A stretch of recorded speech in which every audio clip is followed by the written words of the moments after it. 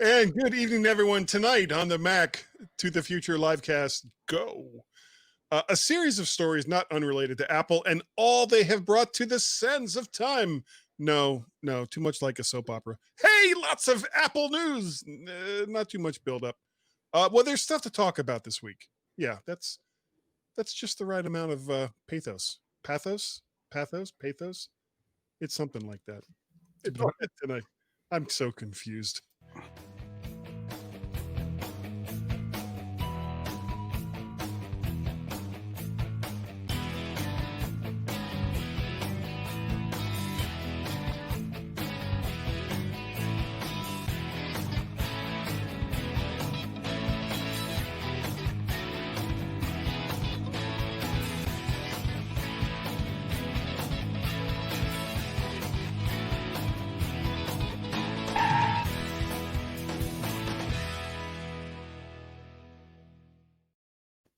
Oh, there we go. Hello, everyone. How are you tonight? I am Guy Serle, one of your humble hosts of the Mac to the Future Livecast. But I am not by myself, all by myself. I won't even go there. We also have Mr. Warren Sklar. How are you, sir? Mr. Warren Sklar. I'm doing all right now, sort of. I had some audio issues. My AirPods don't want to pair with my Mac. Well, they pair, but then they don't work. So now everybody can hear you. The house can hear you because you're coming through the speakers. Well, is that something that the house wants? We'll find out. I'll let you know after the show. Excellent. And we also have, Mr. Dave Ginsburg. As soon as I can get there we go. There's the right one. Hey, what's going on? Hey, what's happening? Hey, are you a happy man? I'm always happy. All right, yeah. Always something exciting going on. I'm so happy. Yeah, just freaking happy. Just so damn happy. Just like the Guns N' Roses. So effing happy. Yeah. Say that word. That's a bad word. That's why all right, if censored myself. If you'd like to make comments on the show as we are going along here, all the directions on how to do so are right down here in the non-clickable link. Not clickable. But it's pretty easy. It's StreamYard.com/Facebook. I can't make it any simpler than that. But that's all you got to do. You can make it clickable. That'll make it simpler. No, I can't. Yeah. No, I can't. Not in StreamYard. It's not clickable. It's not a clickable. It's not a clickable to you. It's not a clickable. So funny. There is some stuff going on. But it almost seems like Apple kind of shot their load last week, and the whole press is kind of like, what a second, man. Is this a PG show or what? Seriously, totally family friendly. It's completely family friendly. All right. By almost any stretch of the imagination, almost. So, we got some stuff here. We got. Apple, if you've gone to iOS 14, there's no going back. You can't go back. Downgrading no longer possible unless you probably completely remove all storage that's within the phone. And if you're going to go to that much trouble, you may as well just get a new phone that already has 13.7 on it. What do you think, Warren? Do you think it's that people should be able to go back if they want to? Well, even if you cleared the phone off, you can't go back. It's just not signed. Nothing to do with the storage. There's always a way. Huh? There's always a way. Nah. I didn't say it'd be easy. Yeah, probably not. Probably you might have to buy one of those phones that have the game on the Fortnite on it on eBay. It might still have the old version. That's right. So that might work. Apple does this on purpose. They don't want people downgrading. It's time. The watch is always permanent. Bless you. Pardon me. Glad I did that off camera. Yeah, what? Well, I didn't say off microphone. I said off camera. Yeah, I would say. I don't have a mute button. I probably should.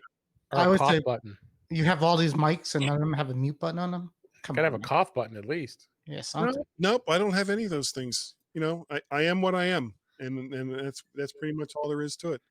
So what do you think, Dave? Should there be some way to go back if you want to? No. Nope. Not at all. You gotta you go to iOS 14, you stay at iOS 14. I seem to have read that they already said it's almost at 28% adoption in the first week. So people were, I think there are a lot of people pretty excited about it. Although right away they released 14.2 as a beta. Yeah. I can't upload it. I can't install it on my 10R right now. They pulled it from you. Yeah. They pulled it because they said there's something wrong with it on this particular model. Oh, well, I see. I don't go to the betas on my phone. I'll do that on. As a matter of fact, I updated my. This is my spare phone. My iPad OS, or I updated my iPad Pro. Just do it. 14.2 beta. Nope. Stop being chicken. Nope, not gonna do it to my phone. Just do it. Not me either. That is my lifeline to just about everything. So yeah. Not gonna do it. Oh. Not gonna do it. One of the things that was promised with iOS 14 is certainly capable. I have no idea why that sentence was so awkward. You can now set as your default mail app Gmail, along with I think a few other mail clients in iOS. Outlook. Yeah, and also, I mean, basically all of the default app, or many of the default applications that Apple has in iOS 14, you can now associate with other applications. So I think if you're a fan of Waze or Google Maps, you can use that instead of Maps. That's what it looks like right there. So now you have default mail app. Those three choices right there now. Mm-hmm. So you can just don't reboot. Why would I reboot before? There's a bug. If you set your default app, it's still out there. If you set it to something else and you turn your phone off and on, it defaults back to the original Apple setting. Right. Then you just got to switch it back again. Yeah. Well, yeah. I mean, because we know it's a bug, that you have to switch it back. It's supposed to retain it, obviously. It should. It certainly should. Speaking of bugs, it's a bug. Aaron, how's your new car going? So I'm glad you asked. Yeah. Not like the show notes or anything. Before we talked about that, I got Pennsylvania got their COVID testing app. I went through that process. Right. And did it warn you that you had been exposed by anyone within? No, but it's pretty neat. So you go through it, you install it, and you have to say yes to all these things that you're agreeing to, and then it basically says you're being tracked. And then the app itself is pretty good. It has how many people got infected during the day today, and all these stats. So I haven't noticed it doing anything, which is good. I guess if it's not telling me anything bad, it's good. Yeah. Yeah. But the Tesla's great. I love the Tesla. I got it ceramic coated the other day, which is a process of, it's like a really wax on steroids. It's like it seals the car and the paint in for a couple of years.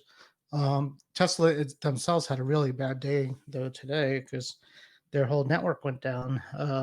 I don't know if anybody saw that, but the app to control your Tesla wasn't working for anybody. You couldn't log into your account. Your car is dependent upon a live app from. It doesn't depend on it. It will do everything without the app, which is good. People are worried about that. I would. But, yeah, people are worried that you wouldn't be able to run it, but you could do that. But from the app, you could do all sorts of things. Like the car can run away from you. You can. You could summon it to you. It'll drive up to you and say, "Hey, here I am." Pretty much, yeah. You could do the temperature. Here, you could set your temperature. You could turn it on. Of the engine or of the car. Yeah, everything. Yeah. Okay. Doesn't have an engine. There is no engine. There is no engine. You could lock it. You could honk it. You could. Oh God! Lock it and honk it. There's a software update. Is that what you said? You can lock it and honk it. And you have your 220 volt plug in your garage. Yeah, I'll take a picture of that later. But look, this is exciting too. This happens every couple of weeks. You get a software update. And when you do the software update, The car blows up. Well, almost. So I did the software update the last time. Kind of fades and then comes back. Yeah. You hear bong and then Ding. The progress bar comes up. No, the thing that happened, I'm doing the update now. but Screens go smaller. The thing that happened is I went to open up while I was doing the software update, I went to open up the car door, right? And it kicked you in the butt. And the wind, it wouldn't open. It was like stuck. And I'm like, what's wrong with this door? And then I tried another one, and the same thing. It was like crunching, wasn't opening. I'm like, what the hell's going on here? So then I read, I went online, and basically, You whip out the manual. Well, it's not in the manual. It just says don't drive the car while it's updating, but nothing about opening it. It actually raised the windows higher than what it's supposed to do. And it made it so you really it locked me out. It said, I'm updating, don't come in. I'm naked. Seriously, it wouldn't let me get in the car. It was crazy. You really don't want to come in here right now. She's like, there are things going on in here that you don't even want to know about. You not only do you not want to know, you don't need to know. You don't need to know. So you don't need to know these things. It was cool. But yes, Elon does. They had battery day yesterday, and that wasn't very exciting. So yeah, they're talking about new batteries already. Well, I know that he's making noise about a $25,000 version or $25,000 Tesla. Yeah, with better batteries.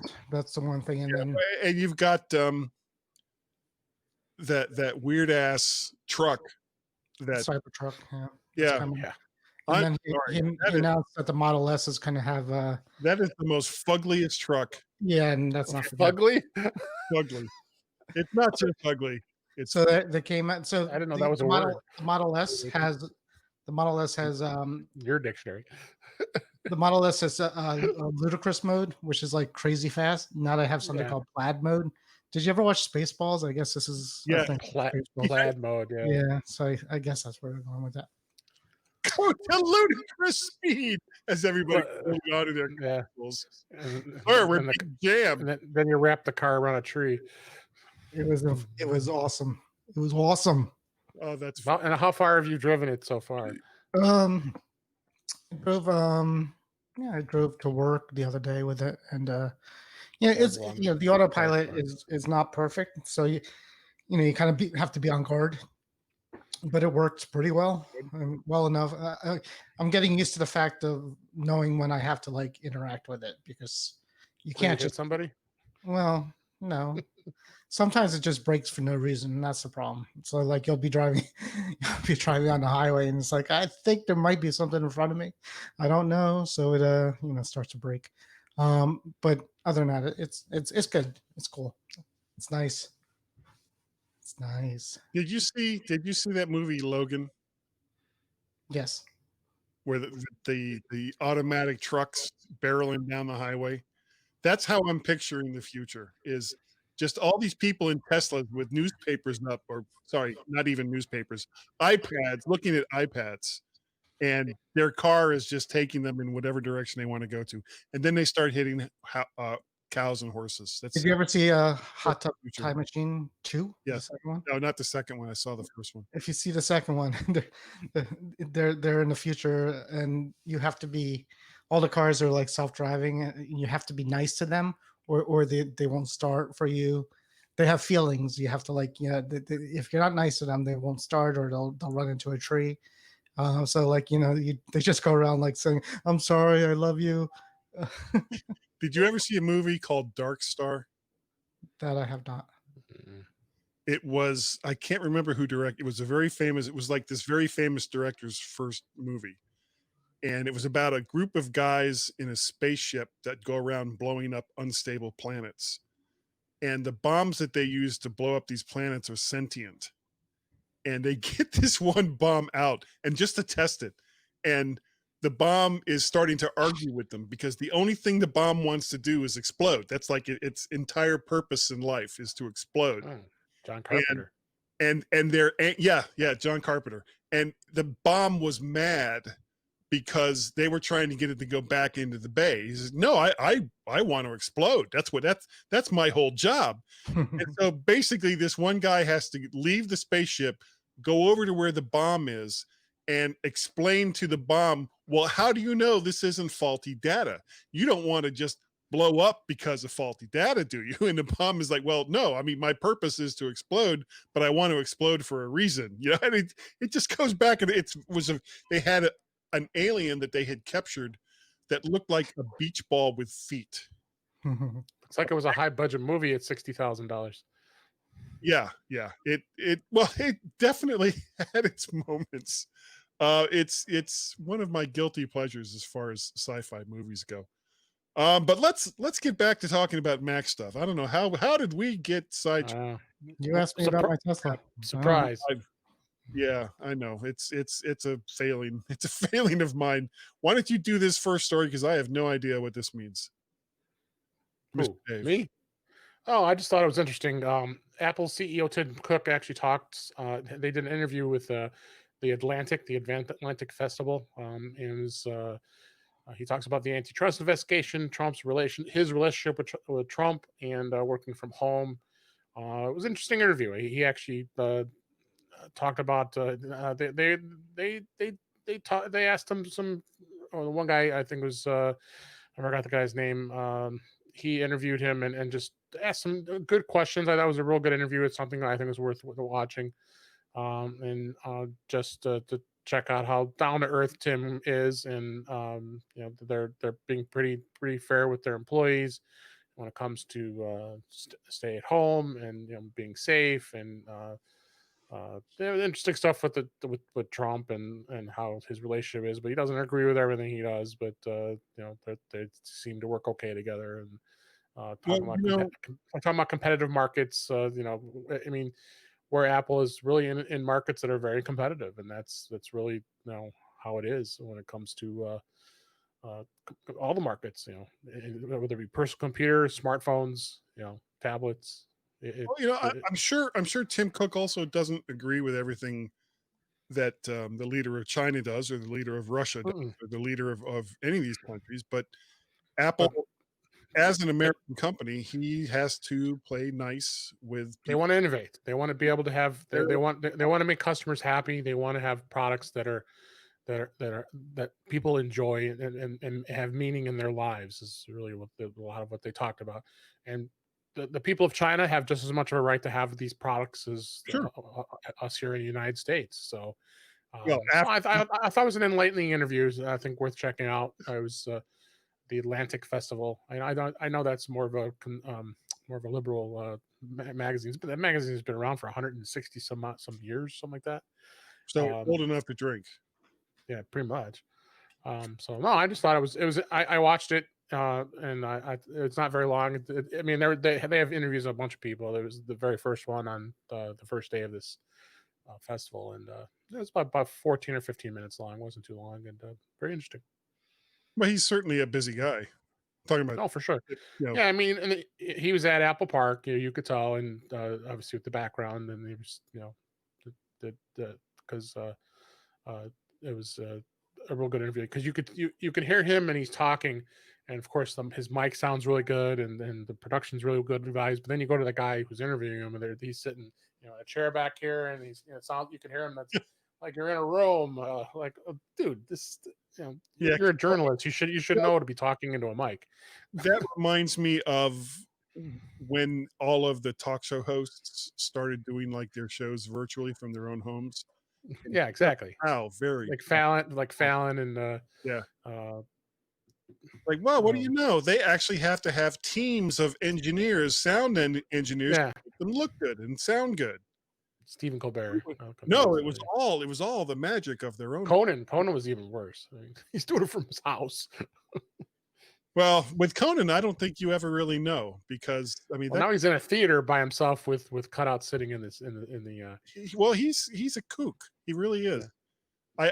Then Ellen came back, and she had all of her fans. They had big giant TVs set up sideways in the audience, so that you could see their faces go, go clap it. And they have big TVs. like a big Zoom conference or something. That Yeah, they're doing? each person was on a TV, like they're in the audience. Well, see, what would have made that would have been if she'd been on a TV as well. Yeah. Behind her desk. With all that went on over the summer with Ellen, I think it was best that she did Yeah, she be there in person. What? didn't have a good summer. Mm-mm. All right. Anyway, I thought it was good. I thought it was good. Sorry. There was an update to the iWork suite, and I haven't heard this called iWork and can't remember when. I guess they still call it that on iOS. I guess. Which of course is Pages, Numbers, and Keynote over in iOS. All three apps now support the Scribble feature, which I've never used. That was introduced in iPad OS 14. It's awesome. Oh, is it? Okay. No. Allowing pencil owners to handwrite anywhere in any text field within the iWork apps, and then the written text is converted into type text. Actually, one thing I did try. Want your pencil? I don't have one. I tried I can't. I was going to try it, but I can't because I'm using my phone as my camera right now with camo. I tried the translate feature where It works. Well, it does. I was surprised at how fast it did it. And I have a Spanish sister-in-law and I have a Cuban sister-in-law, and I had the almost immediate urge to call them and speak to them or have the phone speak to them in Spanish just to get their reaction. But I guess that would be something that would work better if you were doing it live. If you were Does Guy have too many mics? You don't. Is that Japanese? That's Yes. Chinese. Okay. Sounded Japanese. There it is in its language right there for you too. There was that. You still see commercials for it every once in a while. They had that device that was like the instant translator, and everybody was like, "Ooh, ah!" So, well, now you got it on your phone. No, I mean it's great, and you can put it sideways on your phone, and just show it to the person, and so they can look at the text as well as play it back, and they can hear it. Too. As soon This is of all the translators they've had for apps like Google Translate and a lot of the other ones. This has been just by far one of the best I've seen. Yeah, it works really, really well. I was surprised at how fluid it was. Yeah.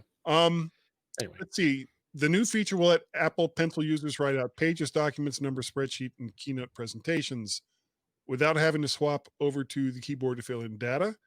They also have new editable shapes in each of the apps, along with support for the redesigned iOS and iPad OS 14 image picker.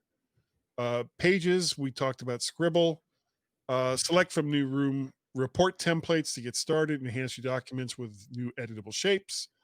Easily find pictures and videos and with new zoom and search capabilities. Pretty much, let's see, for Keynote, play YouTube and Vimeo. That's pretty cool. And you can do it in Pages too. Right in the now, does it do that live? Does it do you have to have internet connection? Or of course, download the video and no, I mean that starts to stutter in the middle of a presentation. That would be kind of embarrassing. Yeah, I agree. Because most of the time, whenever I have someone tell someone when they're setting up a PowerPoint, most will be in my job. I said, it's usually best we download the video for you so you play it back instead of trying to depending on the internet and have that potential option that. Well, I mean, you remember what happened? I think it was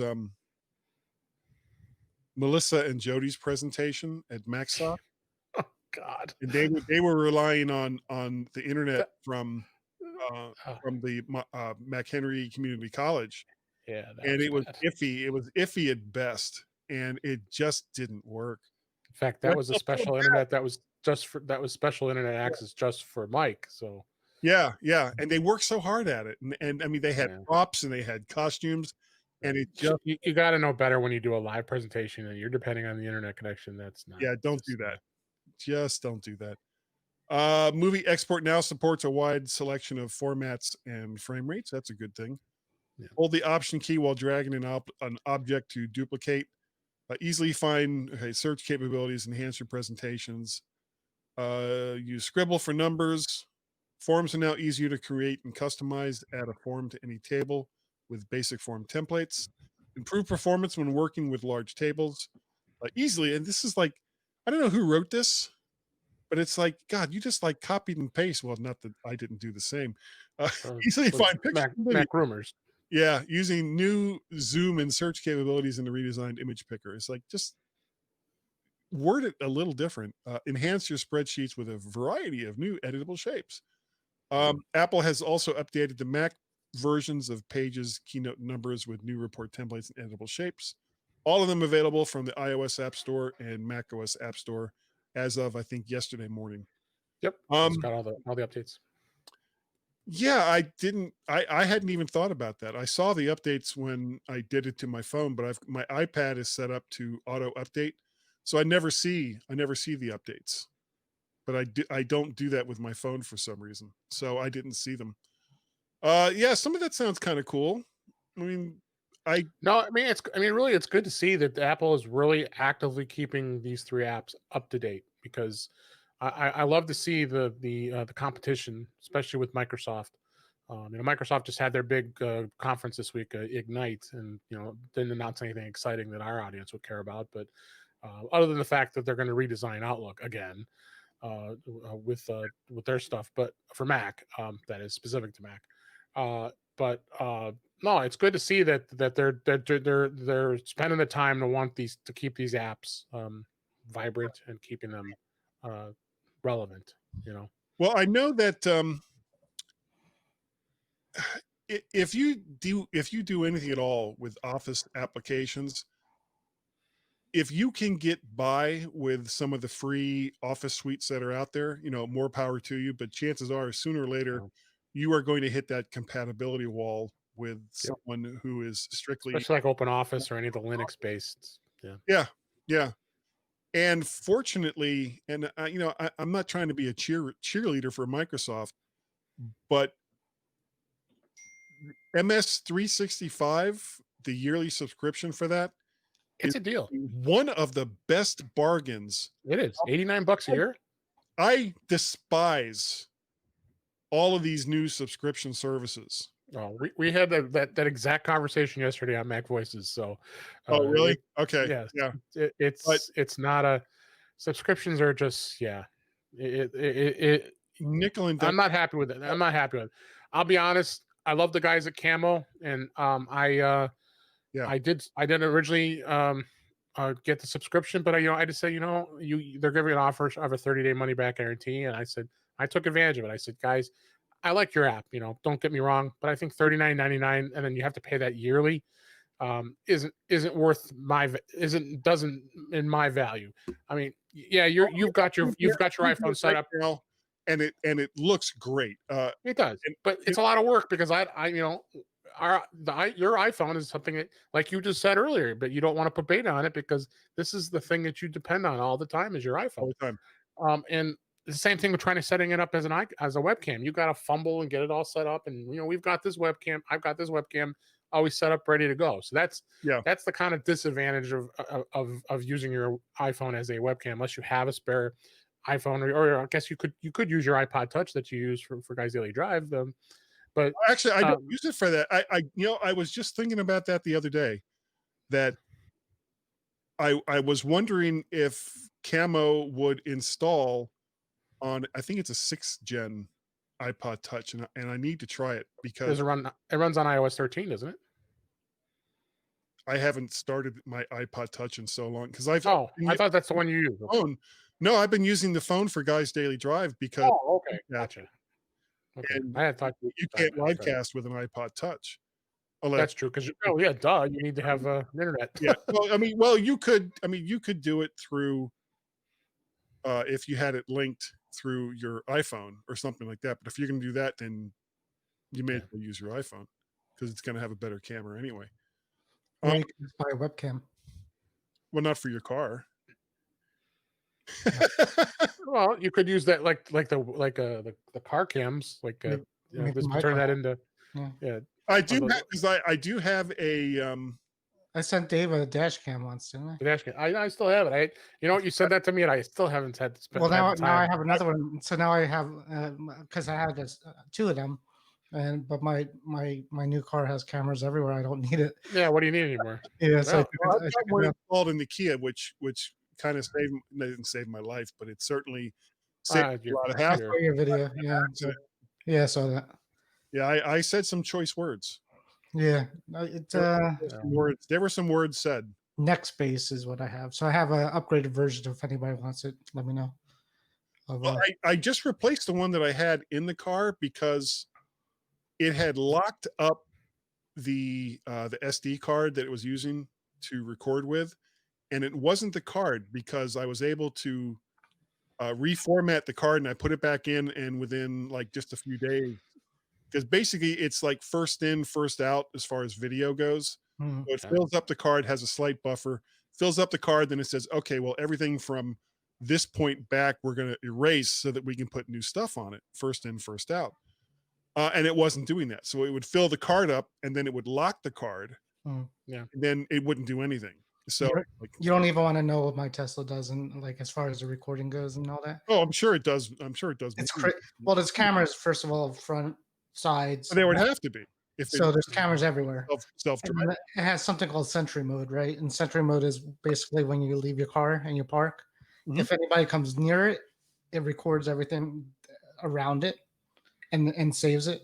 If anybody Thinking like a Star Trek phaser comes out and starts. well, if somebody starts to like touch it or push it too hard, it records, it emails you telling you somebody's effing with your car, and it plays the radio on full blast.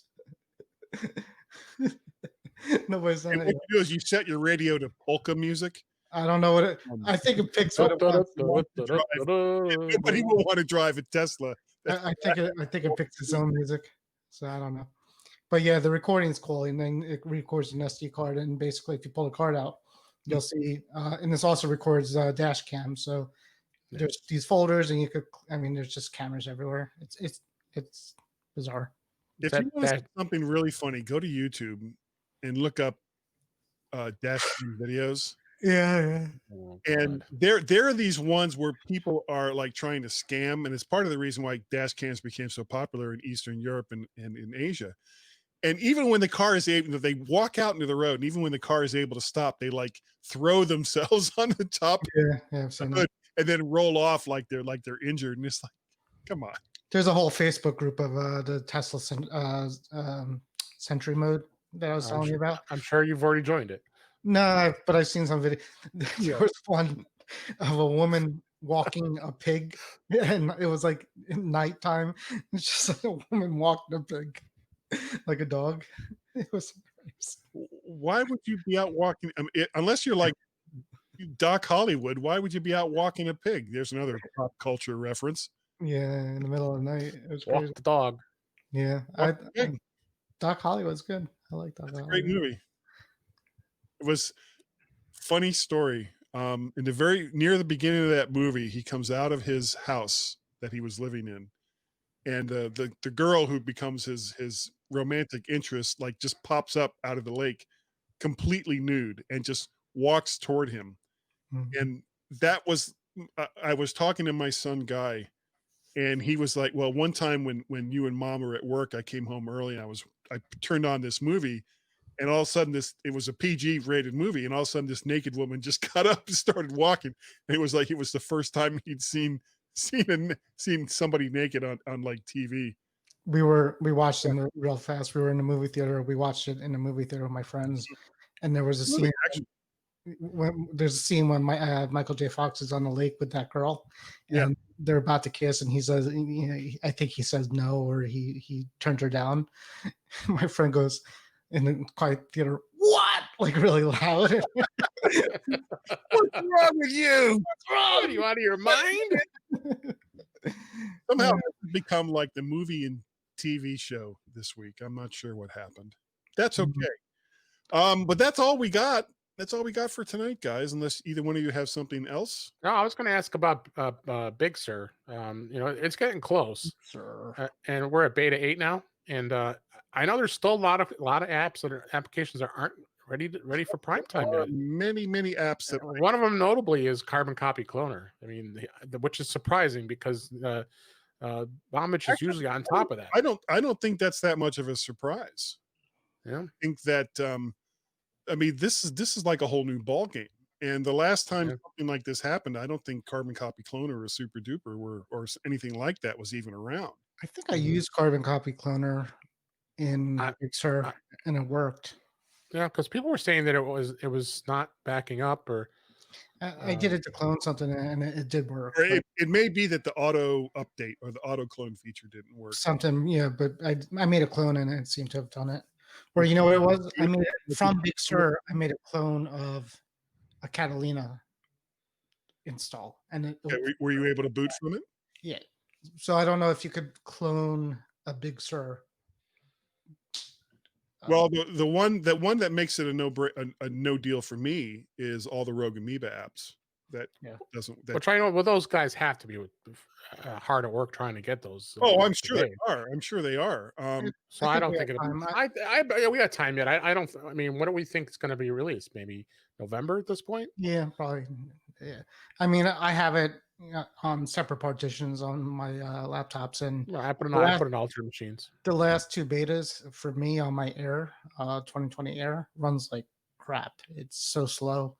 Yeah. I've done a fresh reinstall. It's just so it's Well, I'm running it on the one that I bought from you, and it's fine. is it? Yeah. You didn't slow down the last beta, Not that I could tell. and you updated it last week Yeah. and this week. Mhm. I still got to run it on my 2013 MacBook Pro. I have it on the 2014. It seems okay on the 16-inch, but for whatever reason on my Air, it's just stupidly slow. So I don't know. Well, I mean, just the fact that because from what I understand, that the problem with Rogue Amoeba's apps is they have a component that's called ACE, which is audio. Oh God, what is that? I got to look it up. It's Rogue Amoeba. Come on, settle down there. Rogue Amoeba ACE. That stands for Audio Capture Engine, which is basically what they use in loopback. That's used in audio hijack. Parts of it, I think, are used in Farrago. Certainly their recording app. I mean, almost all of their audio apps rely on ACE or some component of it to work. And if ACE isn't working, then it's not going to work with everything else. So, and I mean, I had talked to Paul Catharsis and told him I was willing to be a guinea pig for a beta tester. Yeah, to be a beta tester for the Rogue Amoeba apps, because I love those programs. Those programs are amazing, and it's what enables almost every single Mac podcaster out there. Wait. Relatively simple setup Wait. to do the stuff that they need to do. Go ahead, Warren. Yes. I got a question. Yeah. It's a comment. Dave got a new watch. Oh yeah, I forgot about that. Tell us I about did. Yeah. Yeah. That's You got the band too, the special band too, did No, I did not, and I'm so glad I didn't, because a lot of horror stories. People that the band didn't work, and you have to return the whole freaking watch. Yeah, if you get the wrong size, I would just keep it and deal with. I don't know. I mean, obviously, we'll be talking about this tomorrow and In Touch with iOS. But the watch is good. It's I mean, I do see performance improvements. I mean, I do like the display is much crisper. I am noticing the battery life is a lot less. I mean, I'm at 48%, and I normally on my Series 4 I don't think I would get past. right. I'd probably be still sitting at this point about 50 or 60%. I'm at 34 with my 5. So the only and then the blood oxygen, it's nothing big. I mean, sometimes it doesn't even run properly, because you have to have it level, and you got to have it in a place that you that it can do a proper measurement. But all in all, I mean, I think it's a good buy. I mean, I went from the 4 to the 6. I think that's fair. Those of you who have the 5, I don't. Yeah, that's I don't.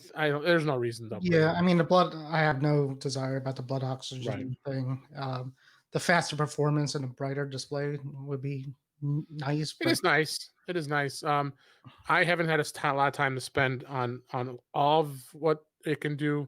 I'm noticing, apps are zippier, and of course, WatchOS 7 is also great with what it's changed. I had to get used to Apple Pay because you tap and then of course you would swipe from left to right from the on there. Now you got to swipe up and down. I'm like, where's my cards? I have all my cards on here.